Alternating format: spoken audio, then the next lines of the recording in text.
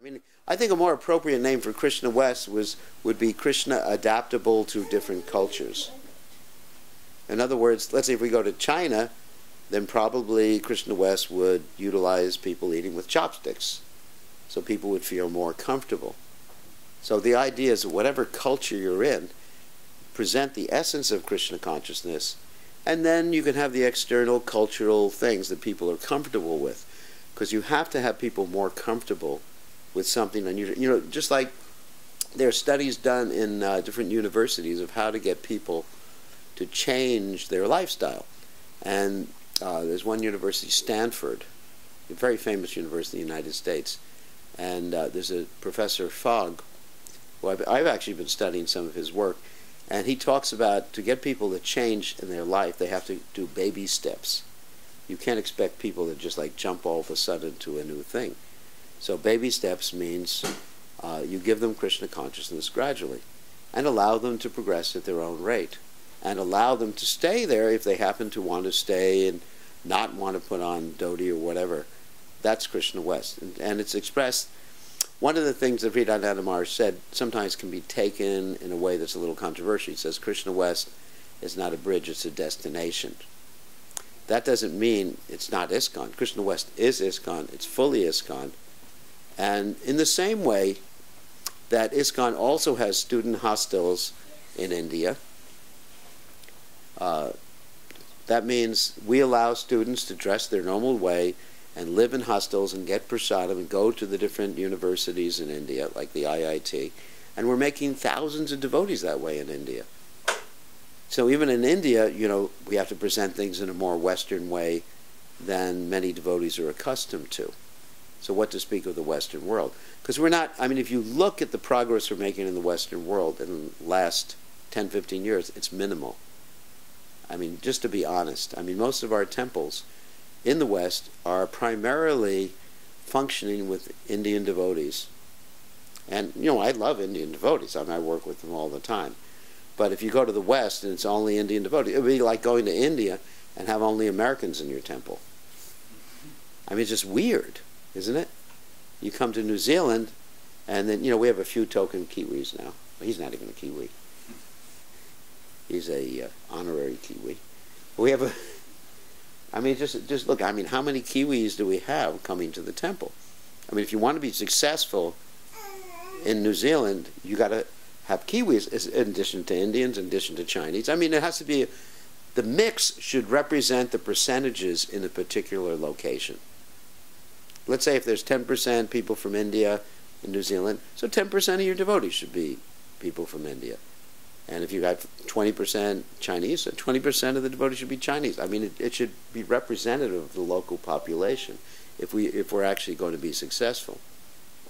So that's the idea. So anyway, so if we look at the last 15 years, I mean, the temples have become largely, at least in America, New Zealand, and Australia, largely influenced or catering to the Indian congregation, and then we're not making so many of the local people anymore. And then what that means long term is that we're not going to have a worldwide movement anymore.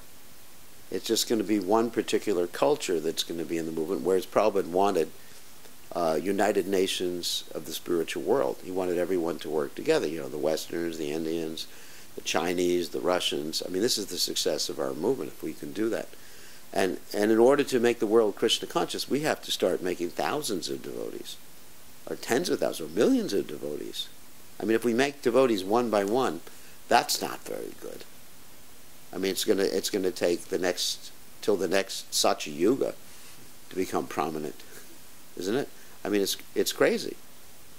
And one of the reasons we don't make devotees, in addition to the whole idea of the external presentation, is that we don't understand the primary way of making members is what's called through social networking, which is very, very interesting.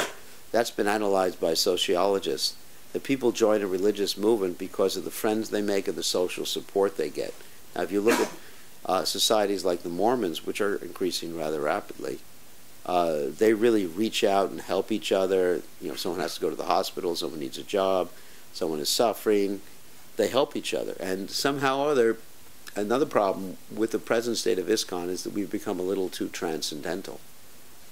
You know, if someone is sick, well, you're not your body, Prabhu. If someone is dying, he's just changing his body. You know, if your father dies, he said, you know, he just changed his body. Don't worry, it's just like someone changes clothes. So, you know, you don't really want to lose your heart by becoming too philosophical. And I think there may be that tendency that we become so much enraptured in philosophy. And also, that makes us very proud because we have the best philosophy, which I will not argue with. And therefore we think we're the best, or I'm the best because I have the best philosophy and I can defeat everybody else. And so there's a great deal lacking of humility that I've seen, especially some of these arguments on the internet, not only about Krishna West, but about, you know, female Diksha Guru, about so many things, you know, conservative versus liberal. You can just like classify them like that. The arguments, generally the arguments degrade into what we call ad hominem attacks. Ad hominem attacks means personal attacks. And they don't really just stay on the philosophical platform. And when someone engages in attacks like that, verbal attacks like that, it indicates, you know, false prestige. So we've become very proud, you know, because we have the best thing. You know, it's like today we're driving around in a Lexus. So I've become very proud because I have a driver and he's driving me around in a Lexus. But if I was just driving around in what's a cheap car? A Corolla or something, then I wouldn't be so proud. So really, but I'm still the same person. And, you know, we become proud because of what we're associated with, which is kind of funny. We should be very humble and understand, basically, that we have to develop compassion. Like Lord Chaitanya said, Jiva Doya and Namaruchi, those are our first two businesses. Not to just be defeating everybody with philosophy and exhibiting our erudition.